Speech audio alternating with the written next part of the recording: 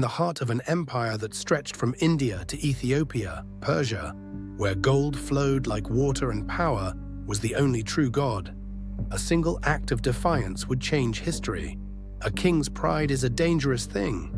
And when Queen Vashti refused to bow to it, she was cast out like a fading star, leaving a throne empty and a kingdom watching.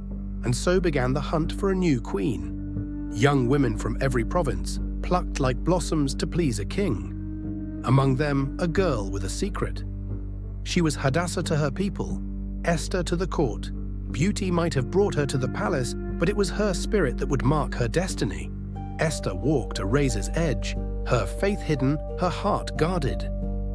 For in the shadows of power, truth was both weapon and weakness, and when the king's gaze fell upon her, it was not just her face that captivated him, but the mystery behind her silence.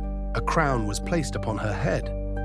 A people's fate rested on her shoulders, and the empire never suspected the storm that would come from the quietest queen of all. In the shadowy corridors of power, a man named Haman emerges as a formidable adversary. His disdain for the Jews centers upon one man, Modecai, cousin to Queen Esther, who stands unwavering in his refusal to bow. Haman, my king, there exists a people scattered throughout your provinces, a people who follow their own laws. King, proceed, Haman. Haman, they do not observe the king's laws. It is not in your interest to tolerate them. Let a decree be written. The decree spreads like wildfire across the empire. Panic ensues, fear gripping the hearts of the innocent.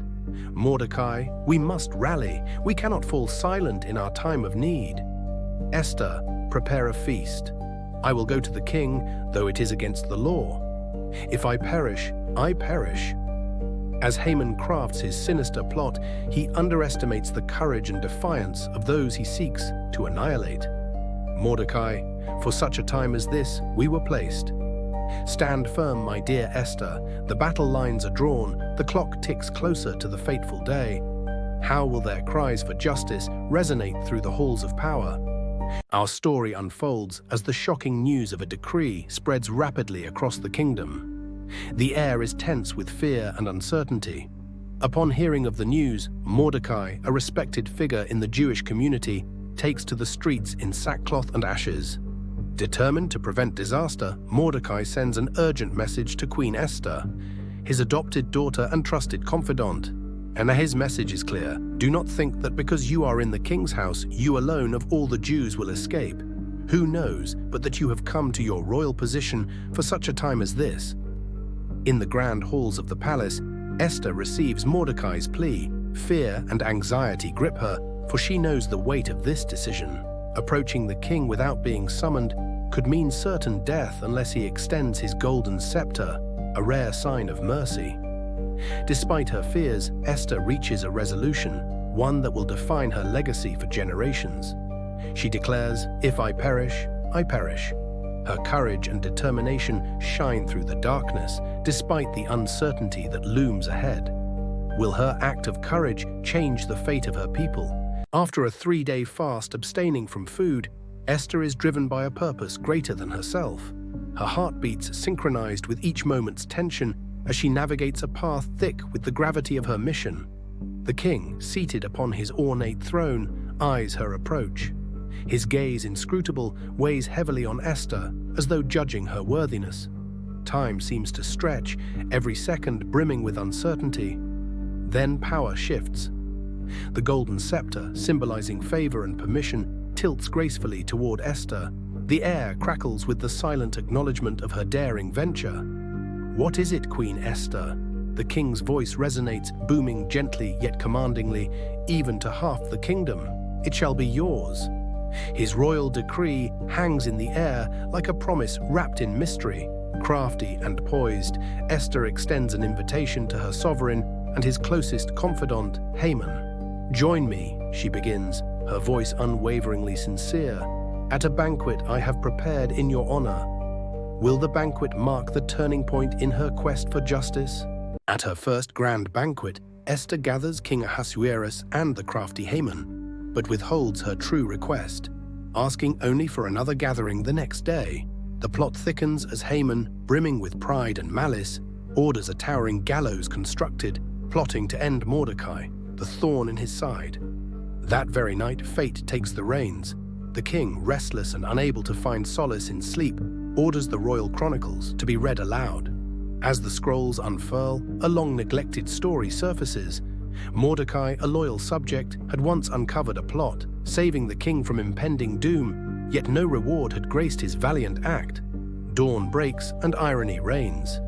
Haman enters the court with insidious intent, yet before he can speak, the king seeks counsel on honoring a loyal man. Imagine Haman's surprise as he realizes the honor is not his to claim.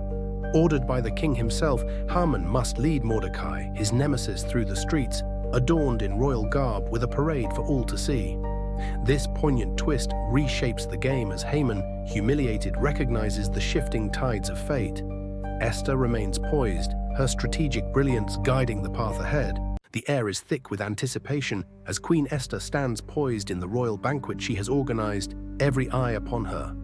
Her heart races, but her voice is unwavering as she addresses King Xerxes. "We have been sold, I and my people, to be destroyed." Her words echo through the hall, leaving a palpable silence in their wake.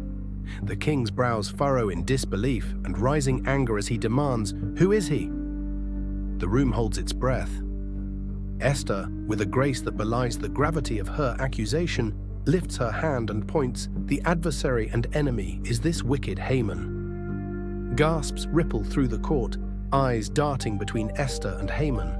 Haman's face flushes with fear, his attempted composure crumbling like sand under a wave. This moment, a pinnacle of Esther's courage and strategic brilliance, seals Haman's fate on the very gallows he had intended for Mordecai, a case of poetic justice in the making. King Xerxes rises, his decision swift and unyielding. Guards move to apprehend Haman, who realizes the full extent of his downfall. As Esther watches, her heart quietly exults. It's a victory not just for her, but for her people.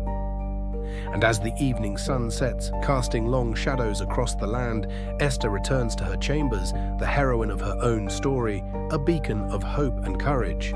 Persia sees the whispers of an impending doom spread for the Jewish community, but among the muted fears shines a beacon of hope: Queen Esther. Despite the king's irrevocable decree against the Jews, Esther strategizes a plan to save her people. With unwavering courage, she approaches the king once more, revealing her Jewish identity and making a bold plea for her people. The king, moved by her bravery and conviction, issues a new decree. The Jews are empowered to unite and defend themselves against anyone who dares to attack. As the sun rises on the appointed day, the tables turn dramatically. Armed with the king's decree and Esther's unyielding courage, the Jewish people stand their ground. Enemies who expected easy victory face unexpected resistance, leading to an astonishing outcome. It's the adversaries who fall instead. This remarkable turnaround cements Esther's legacy. Purim is born, a joyous each year. Her story reverberates through time, an inspiring testament to the power of courage, identity, and the will to stand strong against oppression. Esther's deliverance becomes more than a moment. It's a movement etched into the fabric of Jewish heritage. Purim Festival is still celebrated till this day. Join us next time to relive another inspiring Bible tale. Follow, like, comment, and share.